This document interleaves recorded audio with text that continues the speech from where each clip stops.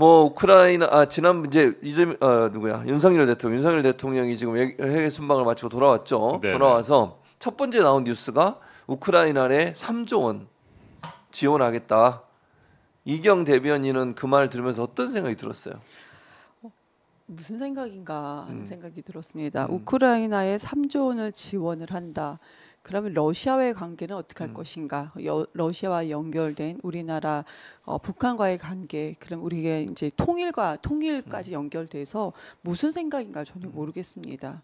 네, 그래서 어느 정도 좀 철학이 있는 사람이라면은 그 구체적인 계획까지는 아니더라도 그 방향성을 제시할 텐데 가장 무섭고 두려운 것은 현 정권 윤석열 정권에서는 우리가 전혀 예측 가능한 방향성이 보이지 않는다라는 겁니다. 그냥 우선 그거는 알 것 같아요. 친일 일배까지는 알 것 같습니다. 그런데 미국과의 방향 설정, 그러니까 물밑 접촉은 그래도 미국이나 일본은 러시아나 북한과 한다는 그런 보도까지 나오고 있는 상황. 입니다. 그럼 우리나라에서는 지금 무엇을 하고 있는 것인가 좀 그런 두려운 생각이 드는데요.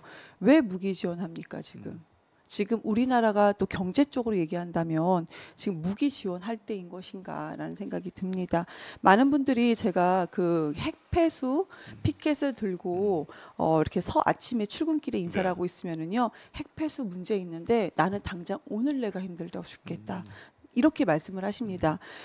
대통령이 비가 와도 노무현 대통령 그런 말씀하셨잖아요. 비가 와도 걱정이고 내 책임인 것 같고 비가 오지 않아도 내 책임인 것 같다. 그 정도까지는 바라지 않습니다. 그렇지만 지금은 우선은 민생 경제 말로만 할 것이 아니고 민생 경제를 위해서 정확한 계획을 세우고 해야 되는 것인데 지금 이상하게도 제가 지금 경제 쪽으로 말씀을 좀 드리고는 있지만 지금 윤석열 정권에서는 말로 입으로라도 민생 경제 얘기가 전혀 하지 않고 이념 얘기하고 전쟁 얘기를 하고 있습니다. 제정신이 정권이 아닙니다. 네, 윤석열 대통령이 우크라이나에 3조 원 가량을 지원하겠다 이런 계획을 밝혔습니다. 당연히 뭐 인류의 차원에서 전쟁으로 피해를 입은 나라에 지원할 수 있습니다. 그럼에도 불구하고 우리 국민들이 이 계획에 대해서 반발하고 있는 것은 지금 과연 우리 국내 뭐 민생 상황이라든지 경제 상황이 그렇게 녹록한 것이냐라고 하는 부분입니다. R&D 예산 삭감했고요. 그다음에 복지 예산도 줄이고 있습니다. 더군다나 뭐 전 정권 탓을 하면서 세수도 크게 줄지 않았습니까? 그러면서 부자들에게는 세금을 깎아주고 우리 서민들에게는 세금 부담이 여전하고 큰 부담으로 작용하는 것 아니겠습니까? 그런 상황에서 밖에만 나가면 퍼주기식으로 그렇게 결단을 하고 그렇게 국민들의 뜻과 다른 얘기들을 하고 다니니까 정말 답답하고 한심스러운 그런 상황인 것 같습니다. 이 예로 지금 얼마나 중요한 예산들을 많이 깎고 있는지를 살펴본다고 한다면 일단 독도 관련해서도 말이죠. 내년도 독도 관련 연구 대상 사업비가 올해 대비 25%가 삭감됐습니다. 네, 3억 8천만 원을 배정하는 데 그쳤습니다. 25%를 삭감했고요. 그리고 일본군 위안부, 그다음에 강제 동원, 간토 대학살 등 일본의 역사 왜곡에 대응하기 위한 관련 연구 사업 예산들이 있는데 이것도 73%를 삭감했다고 합니다. 5억 3천만 원 정도를 남기는데 그쳤습니다. 일본과 관련해서 우리가 적극적으로 연구하고 역사 왜곡을 막을 수 있는 예산들은 다 삭감해 버렸고요. 반면에 일본 같은 경우에는 며칠 전에도 보도가 나왔습니다만 주변국과 영유권 분쟁 중이라고 주장하는 그런 지역들이 있잖아요. 네. 우리 독도를 자기네들 땅이라고 주장하면서 다케시마라고 얘기하고 있고 센카쿠 열도 이 부분도 지금 중국과 영토 분쟁 중인데 이런 그 분쟁 지역, 일본이 주장하는 분쟁 지역과 관련된 대외 홍보비로 일본 정부 같은 경우에는 돈을 더 엄청 늘렸습니다. 3억 엔을 편성했다고 합니다. 3억 엔이면 한 27억 원? 27억 원. 네. 거의 뭐 30억 원 가까운 예산을 편성하고 그렇게 늘리면서 대응하고 있는데 우리는 일본의 그런 역사 왜곡에 대응할 수 있는 예산은 다 깎아버립니다. 깎을 건 다 깎아버리고 복지 예산도 깎아버리고 부자들 감세하고 그러면서 돈 없다고 세수 부족을 전 정권 탓으로 돌리고 있는 윤석열 정권이 우크라이나에 3조 원을 지원하겠다고 하니까 이거 뭐 받아들일 수 없는 거 아니겠습니까? 그러니까 지원은 뭐 인류애적 네. 차원을 넘어서서 우리가 민주당이 계속 주장했던 게 뭔지 아세요? 추경 예산 편성이에요. 네. 아까 뭐 이경 대변인이 얘기했잖아. 지나가는 분들이 당연히 내가 지금 당장 죽게 생겼다. 그 일반 서민들이 느끼고 있는 경제적 불안감과 어려움은 엄청나게 커요. 그다음 가계대출 문제도 이자가 계속 늘어나니까 힘들고 네. 그런 거 지원할 수 있도록 추경하자고 그럴 때는 절대로 안 된다고 예산이 어떻고 뭐 세수가 어떻고 이런 얘기 했잖아요. 그리고 와서 3조 원 얘기를 합니까? 그게 말이 되는 소리예요, 대체? 그러세요. 내가 윤석열 지지자 아니야. 어르신이요. 내가 지금 민주당 뭐 몇십 년 당원인데 그런데 지금 핵폐수 문제 심각한 거 아는데 내가 지금 그 자영업자다. 근데 지금 국가에서 문제 그때 정부 때 23% 그 윤석열 정부 같이 와서 소상공인 그 이제 뭐 대출을요 2~3%대에 한다고 했잖아요. 근데 국가에서 이 예산을 싹 없앴습니다. 그래서 7% 8%대 2배로 된 거예요. 근데 이것은 또 일부는 지자체에서 지원을 해주는데 거의 대부분은 그것도 지원을 못 받고 이자가 2배 이상으로 뛰었습니다. 근데 이거에 대해서 입법 기관이 할 수 있는 건 없습니다. 그런데 많은 국민들은 뭐라고 하냐면 이렇게 의석수가 많이 줬는데 입법 기관에서 이거 이자 왜 못 해주냐, 국가 지원 왜 못 해주냐 이렇게 얘기를 하고 있거든요.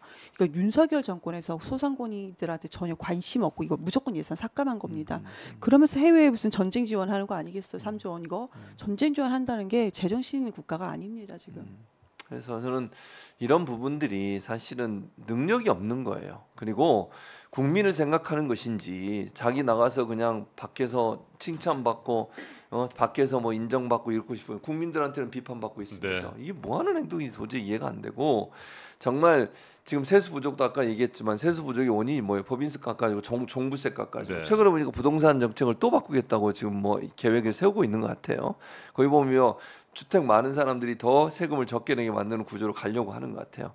이런 정책을 피면서 세수는 줄어들고 있는데 그러니까 뭐 그러면 예를 들면 세수가 줄어들었으면 다른 방법으로 빨리 세금을 마련해가지고 그 돈을 가지고 지원해줄 수 있는 방안들을 만들 생각을 안 하고 다 줄여나가겠다, 없애겠다. 그럼 결국 피해 당하는 사람 누굽니까? 힘없고 돈 없고 백 없는 사람들이에요. 그 사람들이 제일 피해를 당하는 거예요. 돈 많은 사람들이 뭐 이런 문제 가지고 지원 안 해주 국가가 지원 안 해준다고 문제가 있습니까? 그런 거 없습니다. 서민들만 죽어나는 거예요, 결국. 언론도 하나하나 다 이렇게 보면요. 우크라이나의 재건을 돕겠다. 그래서 3조 800억 원입니다. 그럼 많은 분들이 생각하실 거 아니에요. 왜 우크라이나 재건을 돕는 거지? 그러면은 국가의 이득은 무엇인가? 이걸 계산을 해야 되잖아요. 국민이라면 이걸 생각을 해야 되잖아요. 주장을 해야 됩니다. 근데 우리 언론에서 아직은 이거는 이 정도까지 얘기를 할 경우에는 대통령실에서 설명도 해야 됩니다. 그 설명에 따라서 언론 보도가 나오는 것인데 지금 언론 보도가 전혀 나오지 않고 있습니다. 그럼 또 이것도 많은 분들이 저도 이제 언론에 계셨고 저도 있었지만 많은 분들이 그러면 언론이 취재를 못했다면서 언론을 비판하는데 보통 이 정도 정부에서 얘기를 한다는 것은 그쪽에서 다 얘기를 해줘야 되는 겁니다. 근데 지금 얘기가 전혀 나오지 않기 때문에 왜 어떤 재건을 돕기 위해서 왜 하는가, 우리의 국가의 이득은 무엇인가 이런 메시지가 그래서 나오지 않는다고 저는 보여집니다. 우리가 얻을 수 있는 이익이 과연 무엇이냐 우리 국민들이 묻고 있는데 이에 대해서 윤석열 대통령이 답변을 했습니다. 우크라이나 지원 계획을 발표한 것과 관련해서 지원이 우리 국민의 이익으로 돌아올 것이다라고 얘기했는데, 그러니까 자기는 이제 밖에 나가서 통 큰 어떤 결단 그런 것들을 보여주면서 자기 자랑을 하고 있는 것이죠. 그러면서 오늘 대통령실에서 국무회의를 주재하고 윤 대통령이 이렇게 얘기했어요. 책임 있는 기여는 결국 대한민국 국민을 위한 것이다. 국제사회에서 존중받고 리더십을 가지면 결국 그 수혜가 우리 국민에게 돌아간다. 너무나 추상적인 말이죠. 네. 질문이 없죠. 아니 생각해 보세요. 지금 당장 힘들고 어려운 사람들이 우리 국민들이 있는데 말이죠. 잘 생각해봐. 국제적인 위상이 올라갔다고요? 아니 국제적 위상을 얼마나 떨어뜨렸는지 아시잖아요. 잼버리 때 어떤 일이 일어났습니까? 국제적으로 우리나라가 존중받고 사랑받았습니까? 이태원 참사 일어났을 때는요. 그런 여러 가지 사건이 터질 때마다 우리나라의 치안이나 안전 문제, 그리고 잼버리 같은 국제 대회를 제대로 치르지도 못하는 그런 주먹구구식 행정, 이런 부분 때문에 외신들이 얼마나 비판을 했어요. 책임지지 않는 모습에 대해서 비판도 했고요. 심지어는 김건희 여사 관련해서 안 좋은 기사들이 얼마나 많이 나왔습니까? 외신에서 그런 얘기 많이 나왔잖아요.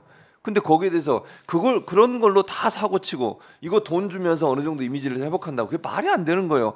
외국 외신들이 바보입니까? 그거 돈 준다고 돈 많이 줬으니까 국제사회에 기여한다고 좋은 이미지가 생겨요? 지금까지 했던 본인들이 잘못 윤석열 정부 들어서 국제적으로 대망신을 당했던 그 많은 일들은 기억하고 있는 거예요, 외신들이. 그걸 생각하지. 그걸 못 말려고 돈 퍼주고 얼마 주고 이래가지고 이게 의미가 바뀌어요? 이런 무슨 진짜 수준이.